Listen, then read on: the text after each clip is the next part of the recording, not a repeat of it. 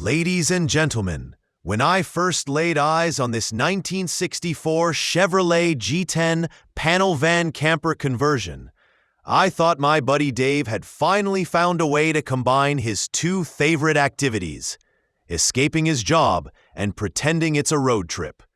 This thing is a time capsule from an era when camper conversion meant grabbing a wrench, a dream, and a lot of plywood. And I'll tell you what, I think it's one of the most charming survivors from the golden age of the open road.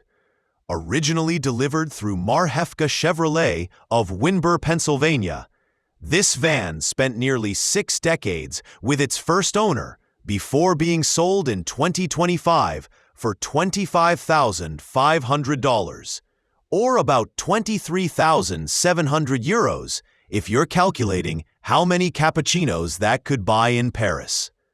Under the hood sits a 194 cubic inch, 3.2-liter inline-six paired with a 3-speed manual transmission. No turbo, no computers, just pure mechanical honesty. I believe it's the kind of setup that teaches you patience, especially on hills. It rides on 13-inch steel wheels wrapped in Douglas whitewall tires with drum brakes all around, because apparently in 1964, stopping was optional. The pop-up fiberglass roof was pure innovation back in the day, transforming the van into a cozy micro-apartment on wheels. The Thermo King air conditioner perched on the roof looks like something NASA would have used on Apollo missions. But I like this the most that it still works. Step inside, and you're hit with that perfect blend of nostalgia and motor oil.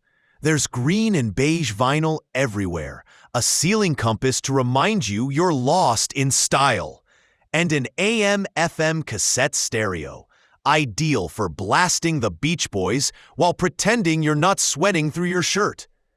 The odometer shows just 31,000 miles, which, for something this old, is practically new. The camper setup itself is a masterpiece of 1960s practicality. A 2-burner gas stove, a sink, a Koolatron refrigerator, and even a Sony black and white TV. I think the first owner must have been living the dream, cooking eggs while watching static in glorious monochrome. There's also a dining table, wood grain cabinets, and a pop-up bunk with plexiglass windows that make you feel like you're camping inside a museum exhibit. Sure, there are some dents and paint chips below the left door and on the rear barn door. But honestly, that's not damage, that's personality. The van has aged better than most of my neighbors. And when you see the original manufacturer's literature and owner's card from August 1964 still included, you realize this isn't just a vehicle, it's history with hubcaps. I think what really stands out about this G10 is how genuine it feels. No touchscreen dashboards, no AI assistance, just a steering wheel, a roaring engine, and the open road ahead.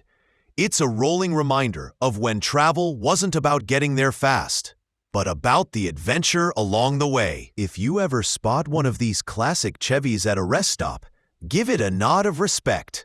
It's not just a van, it's a survivor of America's mechanical past, a wheeled monument to craftsmanship and a simpler time.